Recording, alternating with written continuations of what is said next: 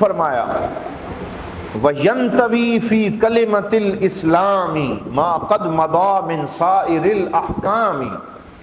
ینتوی کا مطلب ہے یشتمل و یحتوی، یعنی لپٹا ہوا ہے، موجود ہے کلمہ اسلام میں۔ کلمہ اسلام کیا ہے؟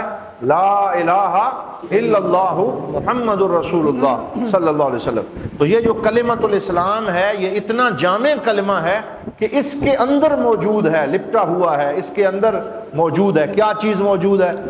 ما قد مضى من سائر الاحکام، کہ جتنے حکم ہم نے اب تک بیان کیے ہیں ان سب کا خلاصہ جو ہے وہ کلمہ طیبہ ہے۔ کلمہ طیبہ کو باب للاسلام کہا گیا۔ کلمہ طیبہ کو کیا کہا گیا؟ باب، یہ اسلام کا دروازہ ہے، یہ اسلام کا خلاصہ ہے۔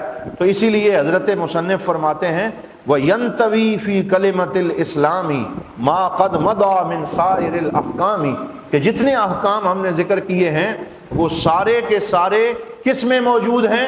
کلمے میں۔ اور کلمہ کیا ہے؟ لا الہ الا اللہ محمد الرسول اللہ۔ تو اب کیونکہ کلمہ اتنا جامع ہے اور اتنا اہم ہے کہ اس میں اللہ کی وحدانیت بھی ہے، رسولوں کی رسالت بھی ہے، اور اس میں دین کا خلاصہ بھی ہے، اس لیے اگلے شعر میں فرمایا فَأَكْثِرًا مِّن ذِكْرِهَا بِالْأَدَبِ۔ اصل میں تو ہے فَأَكْثِر، تو پھر نون تاکید خفیفہ لگا دیا، فَأَكْثِرًا، کہ پس تو کثرت سے ذکر کر، کس کا؟ کلمہ طیبہ کا، بالادبی، ادب کے ساتھ۔ تو یہاں سے اب سمعیات ختم ہوئی اور تصوف اور اخلاقیات کا باب شروع ہو گیا۔ یہ عقیدے کا آخری باب ہے جو اس قصیدے میں ذکر کیا گیا کہ کلمہ طیبہ کیونکہ جامع کلمہ ہے اور اس میں تمام عقائد موجود ہیں، تو پس تو ادب کے ساتھ کثرت سے کلمہ طیبہ کا ذکر کر۔ تو آئیں دعا کریں اللہ تعالی ہمیں کثرت سے کلمہ طیبہ کا ذکر کرنے کی توفیق عطا فرمائے۔ تو کیا ہوگا؟ فرمایا ترقى بهذا الذکر اعلی الرتب، تو جب تو یہ ذکر کرے گا تو بلند ہوتا چلا جائے گا اعلی مراتب کی طرف، تیرے رتبے بلند ہوں گے، تیرے درجے بلند ہوں گے۔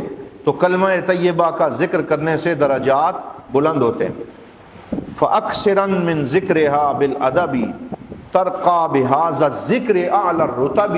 حضرت مولا علی شیر خدا کرم اللہ وجہ الکریم کی روایت ہے، اور ایک اور صحابی نے بھی روایت کیا ہے کہ ایک دن اسی طرح مطلب صحابہ کرام رضوان اللہ تعالی علیہ مجمعین حلقہ بنا کے حضور صلی اللہ علیہ وسلم کی بارگاہ میں موجود تھے، تو سرکار نے فرمایا کہ ہمارے اندر کوئی اجنبی تو نہیں ہے؟ تو ادھر ادھر سب صحابہ نے دیکھا اور فرمایا یا رسول اللہ سب اپنے ہیں، کوئی اجنبی نہیں ہے، کوئی غیر مسلم نہیں ہے۔ تو پھر حضور صلی اللہ علیہ وسلم نے فرمایا دروازے بند کر دو۔ دروازے بند کر دیے گئے۔ پھر سرکار دو عالم نے فرمایا اپنا ہاتھ کھڑا کرو، تو سارے صحابہ نے اپنا ہاتھ ایک جو ہے وہ فضا میں بلند کیا۔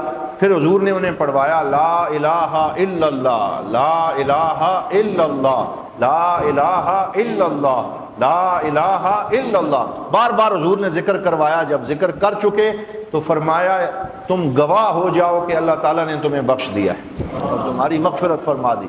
تو اسی طرح حضرت مولا علی شیر خدا کو بھی خاص طور پہ سرکار دو عالم صلی اللہ علیہ وسلم نے کلمہ طیبہ کی تلقین فرمائی تھی۔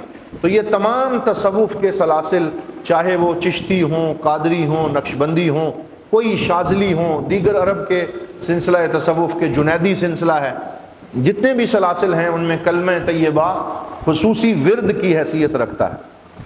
ایک حدیث پاک کی سماعت کر لیں۔ حضور صلی اللہ علیہ وسلم نے فرمایا افضل ما قلت انا والنبیون من قبلی، کہ میں اور مجھ سے پہلے آنے والے نبیوں نے سب سے افضل جو ذکر کیا ہے وہ کیا ہے؟ لا الہ الا اللہ محمد رسول۔ لا الہ الا اللہ اس میں ذکر کیا گیا، یعنی یہ کائنات کا سب سے افضل ذکر ہے۔